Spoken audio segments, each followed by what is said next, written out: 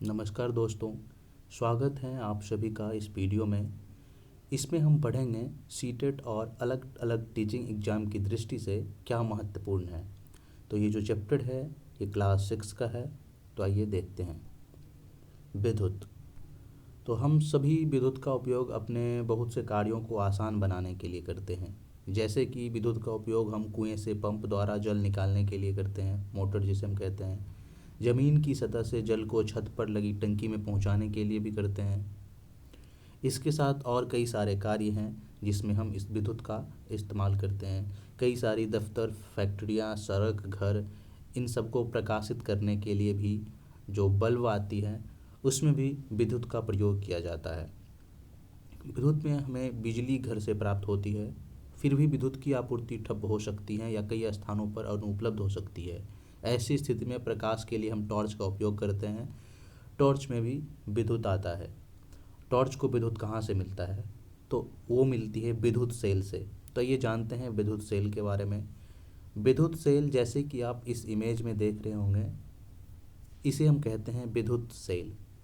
इसके एक साइड ऋण आवेशित और दूसरे साइड धन आवेशित चिन्ह होते हैं। ये इस बात का संकेत करते हैं कि इसी टाइप का जब हम कोई और सेल अगर हम कनेक्ट करना चाहें तो किस तरह से कनेक्ट करेंगे। अगर यहाँ पे पॉजिटिव और यहाँ पे नेगेटिव है तो इसे हम यहाँ से उठा करके यहाँ पे पॉजिटिव और यहाँ पे नेगेटिव इस तरह से कनेक्ट करते हैं।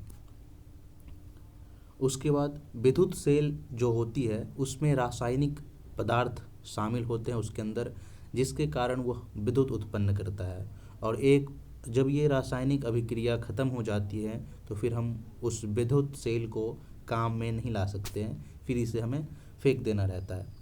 रासायनिक पदार्थ इस्तेमाल कर लिए जाते हैं और तब विद्युत सेल विद्युत पैदा करना बंद कर देता है।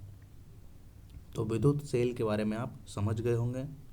अब ये कई सारे चीज़ें जो हैं उसमें इसका इस्तेमाल किया जाता है, जैसे कि रेडियो हो गया। पहले एक बच्चा का जो फ़ोन आता था उसमें ये छोटी वाली सेल का इस्तेमाल किया जाता था, वैसे अभी भी किया जाता है। उसके बाद हम आते हैं बल्ब। आपने टॉर्च के बल्ब को निकाल करके बचपन में कई बार देखा होगा कि इसके अंदर क्या रहता है। तो यहाँ पे एक जो इस तरह से दो चीज़ें यहाँ पे निकल के सामने आती हैं और उसमें कैसे लगा रहता है।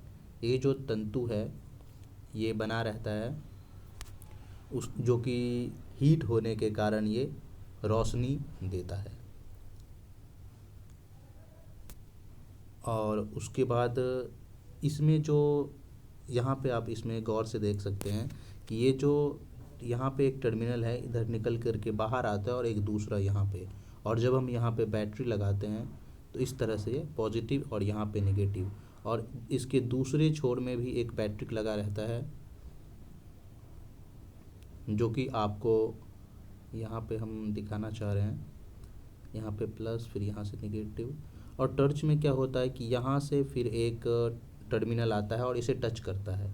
जब ये इसे टच करता है तो ये सर्किट कंप्लीट हो जाता है और ये रिएक्शन ऐसे करके चलती रहती है और इस इधर फिर प्रकाश उत्पन्न होता है।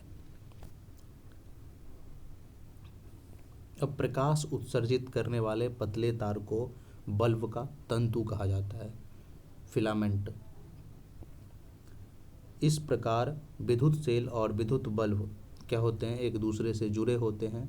दोनों टर्मिनल, दोनों में ही दो दो टर्मिनल होते हैं और इसमें ये दो टर्मिनल इसलिए होते हैं ताकि सर्किट को कंप्लीट किया जा सके, जिसके बदौलत ये जो है प्रकाश यहाँ पे उत्पन्न हो सकता है, जैसे कि आप यहाँ पे देख सकते हैं। चलिए नेक्स्ट है, यहाँ पे आप देख सकते हैं कि ये जो बल्ब है इसमें तार एक ये और एक ये जुड़ा हुआ है। अगर यहाँ पर हम अगर बैटरी लगाते हैं, ये प्लस ये माइनस, तो ये बल्ब क्या होता है, जलने लग जाता है। और इस बैटरी को अगर हटा देते हैं तो फिर बल्ब क्या होता है, बुझ जाता है। अब ये जो वायर का, तार का ये जो रास्ता है, पथ है, इस पथ को हम बोलते हैं विद्युत परिपथ।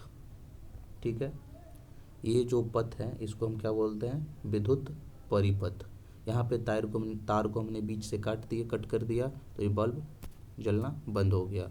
उसी तरह से यहाँ भी दोनों में से किसी टर्मिनल से अगर हम तार को कट करते हैं तो बल्ब का जलना बंद हो जाता है। विद्युत सेल तथा बल्ब को जोड़ने के कई सारे व्यवस्था होते हैं। इसको हम इधर भी जोड़ सकते हैं और इसको उधर भी जोड़ सकते हैं, कुछ फर्क नहीं पड़ता है। अब है विद्युत धारा। जब हम परिपथ को कंप्लीट करते हैं तो ये जो सेल हैं, इस सेल में से विद्युत निकलती है और यहाँ जो बल्ब है इस बल्ब में से होते हुए इस टर्मिनल पर पहुँचती है। तो इस रास्ते को कहते हैं विद्युत परिपथ और इसमें जो फ्लो होती है उसे हम कहते हैं विद्युत धारा, इलेक्ट्रिक करंट। कभी कभी विद्युत बल्ब विद्युत सेल से जुड़े होने पर भी दीप्त नहीं होता। ऐसा इसलिए हो सकता है कि ये जो बल्ब है ये उसका जो तंतु रहता है इसमें जुड़ा हुआ ये बीच से टूट गया हो या फिर टूट के यहाँ से गिर गया हो। इसकी वजह से कभी कभी हम क्या कहते हैं कि ये बल्ब फ्यूज हो चुका है। ठीक है, अब यहाँ पे हम बात कर लेते हैं विद्युत परिपथ में धारा की दिशा क्या होती है। ये पॉजिटिव टर्मिनल से निकलते हुए नेगेटिव टर्मिनल में फिर वापस आ जाती है। ये होती है विद्युत धारा की दिशा, पॉजिटिव से नेगेटिव की तरफ। चलिए नेक्स्ट है विद्युत स्विच।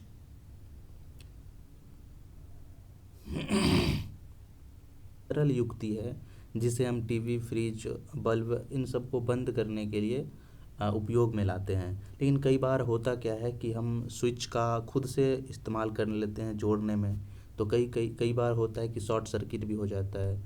कई बार होता ये है कि ये अगर बल्ब है तो बच्चे क्या करते हैं, स्विच दोनों एक इसमें और एक इसमें लगा देते हैं और पता चलता है कि बल्ब ही फ्यूज हो गया या शॉर्ट सर्किट हो गया। तो इस तरह से स्विच को नहीं लगाना रहता है। जैसे कि आप इस इमेज में देख सकते हैं कि ये यहाँ पे बल्ब है, यहाँ पे नेगेटिव टर्मिनल सीधे बल्ब से जुड़ा है और यहाँ पे जो एक टर्मिनल है उसे एक स्विच से कनेक्ट कर दिया गया और फिर उस स्विच से एक दूसरी तार निकाल करके हम इसमें कनेक्ट करते हैं। तो इस तरह से स्विच को एक परिपथ के बीच में लगाया जाता है, ना कि इधर से भी स्विच लगा दिए, स्विच में से तार निकाल के इधर भी लगा दिए, इधर भी लगा दिए और यहाँ पे स्विच लगा दिए। इस तरह से नहीं लगाया जाता। अब बात करते हैं हम विद्युत चालक और विद्युत रोधक की। विद्युत चालक क्या होते हैं? वैसे वस्तु, वैसे चीज़ें जो अपने आप में से करंट को पास होने देता है, उसे हम कहते हैं विद्युत चालक। जैसे कि लोहा का रोड हो गया, मनुष्य हो गए, उसके बाद शुद्ध पानी जो है उसके अंदर से भी ये करंट जो है पास करता है या नहीं करता है? तो नहीं करता है। अगर इस पानी में अगर हम इम्प्यूरिटी मिला देते हैं तो वो पास करता है, यानी कि गंदा पानी हो गया। अब बात करते हैं विद्युत रोधक की। तो विद्युत रोधक क्या होता है? तो वैसे वस्तु जिसके अंदर से क्या होता है, करंट पास करे, धारा प्रवाहित हो सके, उसे हम कहते हैं जिसके अंदर से धारा प्रवाहित ना हो, रोक सकता है धारा को, उसे हम कहते हैं विद्युत रोधक। जैसे कि सूखी लकड़ी हो गई, प्लास्टिक का कोई भी वस्तु हो, सामान हो गया, ये सब सारी की सारी चीज़ें आ जाती हैं विद्युत रोधक में। प्लास्टिक हो गया, रबर हो गया, रबर का दास्ताना जो कि बिजली मिस्त्री पहन करके काम करता है, ये वैसे पदार्थ हैं जो अपने अंदर से विद्युत को प्रवाहित होने से रोकती है। नेक्स्ट हम आते हैं, जैसे कि यहाँ पे कुछ उदाहरण दिया गया है, वे पदार्थ जो चालक है और रोधक है। जैसे चाबी क्या है? तो ये धातु से बना है, तो ये बल्ब जलाता है, बिल्कुल जलाता है, यानी कि इसके अंदर से धारा प्रवाहित होती है, विद्युत प्रवाहित होती है। रबर इससे नहीं होता है, फिर स्केल इससे भी नहीं होता है, माचिस की तीली नहीं होता है, कांच की चूड़ियाँ इससे भी नहीं होता है, लोहे का कील तो ये धातु है और इससे विद्युत धारा प्रवाहित होती है।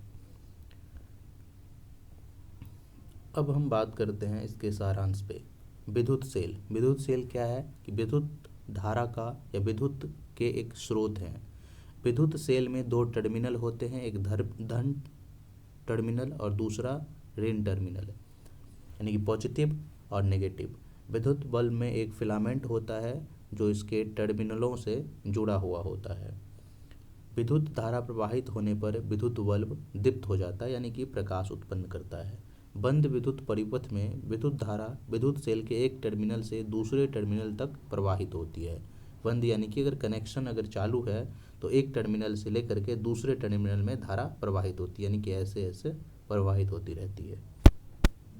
स्विच एक सरल युक्ति है जो विद्युत धारा के प्रवाह को रोकने या प्रारंभ करने के लिए परिपथ को जोड़ता है अथवा बंद करता है, यानी कि तोड़ता है। जिन पदार्थों से होकर विद्युत धारा प्रवाहित हो सकती हैं वो क्या कहलाता है? विद्युत चालक कहलाता है। और जिन पदार्थों से होकर विद्युत धारा प्रवाहित नहीं हो सकती वो विद्युत रोधक कहलाते हैं। तो आशा है कि यहाँ तक आपको समझ में आ चुका होगा। यहाँ तक बने रहने के लिए बहुत बहुत धन्यवाद।